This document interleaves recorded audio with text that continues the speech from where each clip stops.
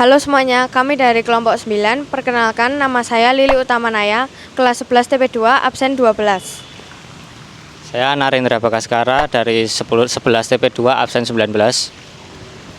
Perkenalan, nama saya Willy Bordu Sirnawan dari kelas 11 TP2 absen 30. Video ini adalah video proyek asesmen sumatif akhir semester 1. Video ini merupakan kolaborasi antara Mapel Sejarah dan Bahasa Jawa. Sebelum memulai video ini, kami meminta maaf apabila ada kesalahan dalam proses. Selamat menikmati. Sekarang kita langsung masuk ke topik utamanya, yaitu Loji Gandrung, salah satu bangunan kolonial paling bersejarah di kota Surakarta. Loji Gandrung dibangun sekitar tahun 1830 dengan gaya arsitektur neoklasik Eropa. Awalnya, bangunan ini adalah rumah milik Johannes Augustinus de Sence, seorang saudagar perkebunan kaya yang punya hubungan kuat dengan Keraton Surakarta. Bangunan ini dirancang oleh arsitek Belanda terkenal, C.P. Wolff Schoenmaker. Saat itu, rumah besar bergaya Eropa seperti ini disebut loji, yang juga menunjukkan status sosial pemiliknya. Sedangkan kata gandrung berarti terpesona atau tergila-gila. Nama itu muncul karena rumah ini sering jadi tempat pesta dan acara besar yang meriah. Selama lebih dari 1 abad, struktur bangunan ini beberapa kali mengalami kerusakan. Renovasi besar dilakukan tahun 2017 sampai 2018 untuk memperbaiki atap kayu yang lapuk, memperkuat struktur, dan memulihkan bentuk aslinya. Renovasi tambahan juga dilakukan tahun 2020, terutama di lingkungan sekitar dan penataan wisma baru. Pada masa kolonial Belanda, Loji Gandrung berfungsi sebagai tempat tinggal pejabat dan pusat pertemuan penting, tempat berlangsungnya pesta, jamuan resmi, dan acara sosial kelas elit. Simbol status sosial yang menunjukkan adanya jarak antara bangsawan lokal dan orang Belanda, karena pemiliknya punya hubungan yang erat dengan keraton melalui pernikahan. Bangunan ini jadi tempat berkumpul para bangsawan, priayi, dan pejabat kolonial. Disinilah gaya hidup Eropa mulai diperkenalkan ke masyarakat Jawa, mulai dari tata ruang, perilaku sosial, sampai gaya arsitekturnya. Setelah masa kolonial berakhir, fungsi bangunan ini mengalami perubahan besar. Kini, Loji Gandrung digunakan sebagai rumah dinas wali kota Surakarta. Lingkungannya ditata ulang, pos penjagaan dipindah, dan area wisma dibangun kembali. Pada Agustus 2020, kompleks ini mulai ditempati secara resmi. Dari tempat pesta dan markas pejabat kolonial, Loji Gandrung berubah menjadi pusat pemerintahan kota yang jauh lebih inklusif dan terbuka untuk publik.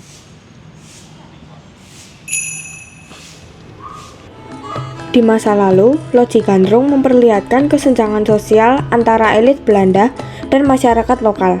Bangunan ini menjadi simbol kekuasaan kolonial sekaligus gaya hidup Eropa yang perlahan mempengaruhi budaya Surakarta.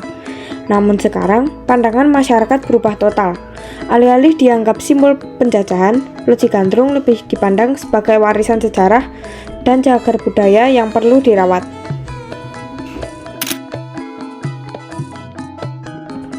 Nah teman-teman, sekarang kelompok kami akan mewawancara warga untuk bertanya secara langsung apa dampak Loji Gandrung yang dapat mereka rasakan.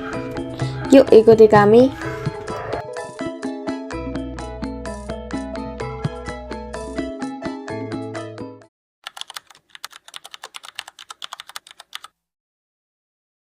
Tentang Pak niki Pak tentang Loji Gandrung.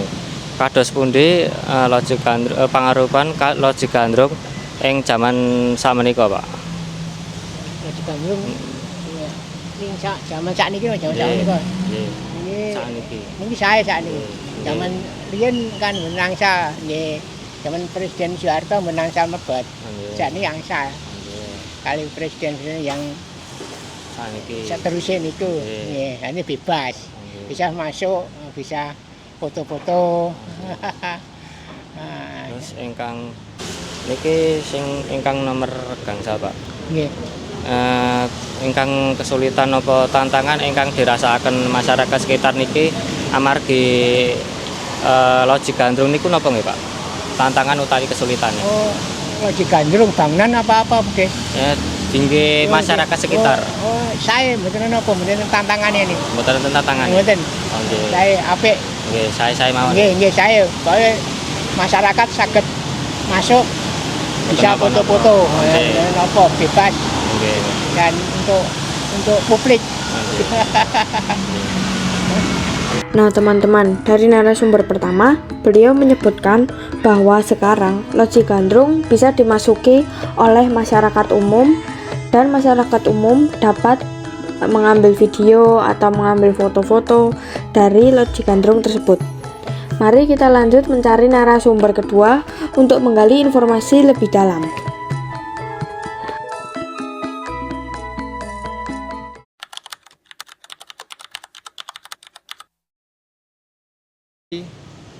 Tanggapan Bapak kados pandangan masyarakat semenika tumrap Loji Gandrung menika warisan sejarah. Ya tanggapan saya jualan gini ya baik-baik aja Mas, nggak ada masalah apa-apa itu. Udah, itu aja. Terus kalau misal jenengan teng mriki enten wisata nggih Jolodoro niku napa Bapak nggih sadian teng mriki? Kalau sadian iya Mas, tapi saya di jalan aja, nggak masuk. Kalau nggak masuk ya nggak boleh lah kan sampai gini. Kalau nggak ada kemasukan yang dalam ya nggak bisa toh Mas.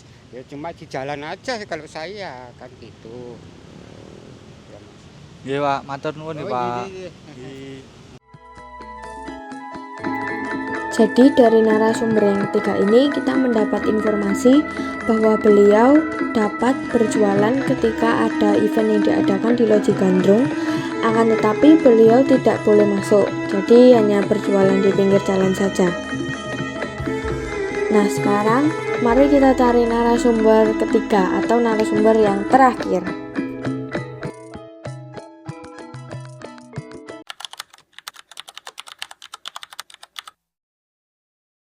Sugeng siang Bapak.